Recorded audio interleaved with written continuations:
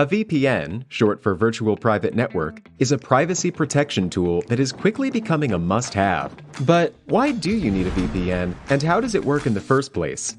A VPN helps your data travel through the internet safely, without big companies or cybercriminals being able to spy on your online activities. Also, a VPN swaps the real location of your device with a new one. This way, you can virtually travel to any country around the globe. So, who can benefit from a VPN? If you're worried about your online privacy, a VPN makes sure your identity and private information are not exposed when you go online. If digital security is your top priority, a VPN gives a nice additional layer of security. It encrypts your data so nobody could see what you send and receive. If you are a human rights activist whose freedom of speech is restricted, a VPN helps you to bypass censorship and speak to the world. Or, if you're on holiday in another country, with a VPN, you can bring your home entertainment anywhere you go.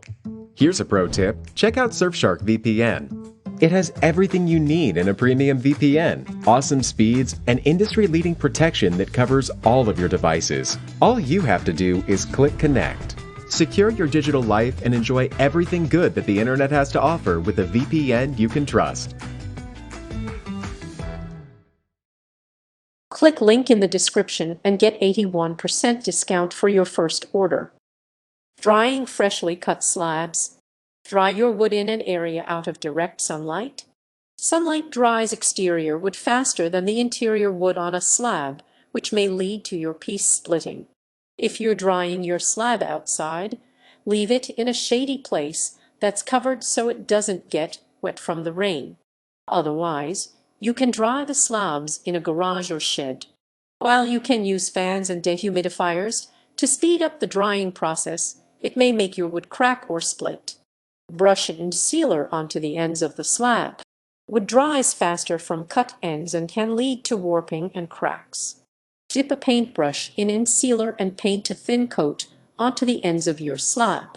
Avoid sealing the tops or long edges of the slab so the wood still dries out to a workable moisture level. You can buy end sealer from your local hardware store. You may also coat the ends in wax to seal them if you don't have end sealer. Stack slabs with spacers in between them for more airflow.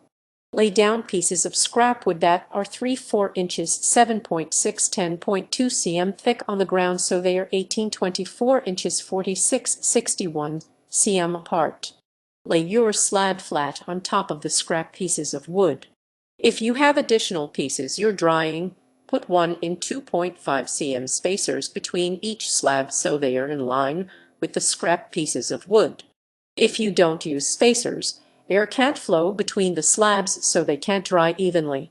Place a piece of plywood with cinder blocks on top of your stack to keep the top slab flat. Cover the wood with burlap or shade cloth. Wrap the wood in a large piece of breathable fabric, such as burlap or shade cloth, so air can still flow through it. The cloth will also help trap heat so the interior and exterior would dry at a similar rate. Keep the fabric on the wood throughout the drying time. Avoid using non-breathable material, such as plastic, to wrap your wood since it won't allow the slabs to dry. Allow the wood to dry 1 year for every 1 in 2.5 cm of thickness. Check the wood once or twice every week for any mold or rot, and spray it with an all-purpose cleaner to kill the bacteria if needed. Even if the slab feels dry on the outside, it may still be too wet inside. If you want to check the moisture levels, hold the prongs of a moisture meter against the wood to take a reading. Typically, you should dry wood between 6–12% moisture content before working with it so it doesn't warp.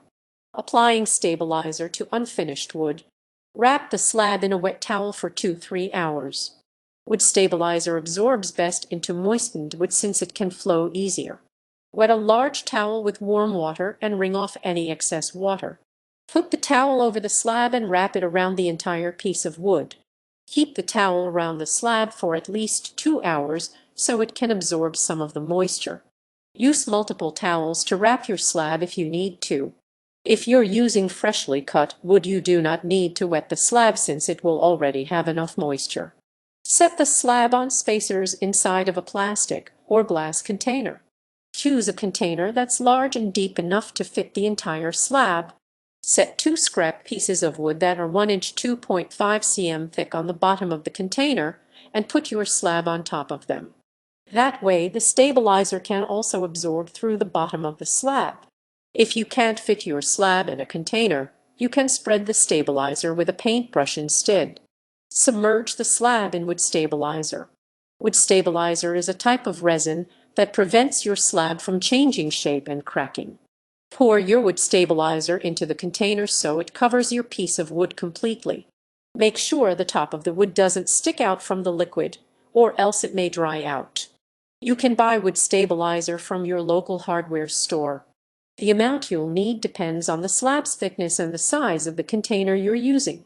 If the wood starts floating in the stabilizer, try weighing it down with a scrap piece of wood or a stone so it stays submerged. If you're brushing the stabilizer onto the slab, spread a thin coat on the wood and allow it to soak into the fibers for 5–10 minutes. Keep applying coats of the stabilizer until the slab doesn't absorb anymore. Wipe off the excess stabilizer with a shop cloth. Cover the container with plastic so the slab doesn't dry out. Rip off pieces of plastic cling wrap that are large enough to cover your container. Press the edges of the plastic wrap against the sides of the container so you make it airtight. If your piece is too small, overlap more plastic wrap by at least 1 inch 2.5 cm.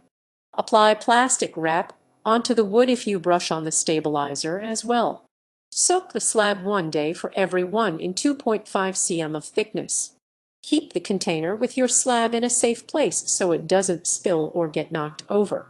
Leave the slab alone so the stabilizer can absorb deep into the wood so it's less likely to warp or shrink. Once your slab finishes soaking, you can take it out of the container again.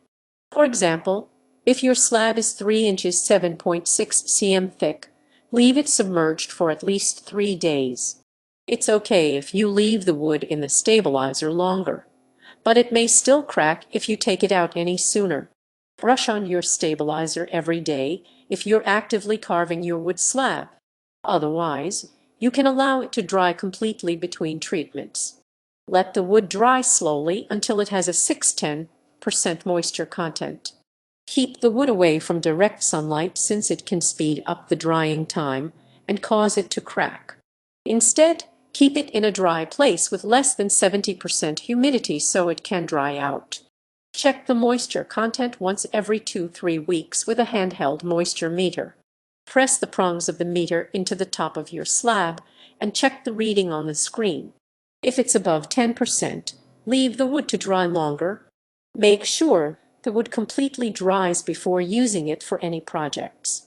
Typically, your slab will take about 1 year to dry out for every 1 inch 2.5 cm of thickness, but it can vary on the size of the piece, temperature, and humidity.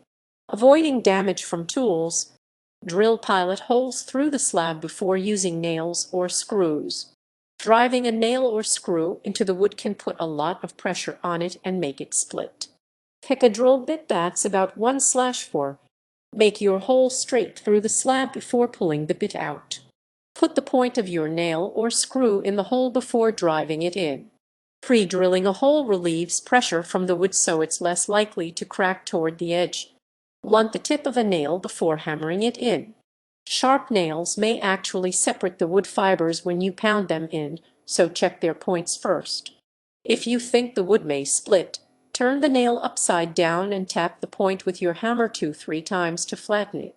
That way the nail will crush and compact the wood down rather than splitting it apart. Some nails already have a blunt point, so you don't need to flatten them. Score the wood with a utility knife if you plan on sawing it. Mark the line that you want to cut with a pencil first. Using a straight edge as a guide, run a utility knife along your line to cut into the surface of the wood. Set the saw on top of the score line and start cutting the slab. This works well for any hand or electric saw. The blade will slice through the wood fibers so they are less likely to crack or splinter when you're using a saw. Put masking tape over the section you're cutting to prevent splintering. Place a strip of masking tape around the slab and draw the line you want to cut on top of it. Start slowly sawing along your line until you cut through the entire slab. The masking tape should hold the edges of the wood down so they don't splinter or break. Peel the tape off slowly when you remove it, just in case there are any loose wood fibers.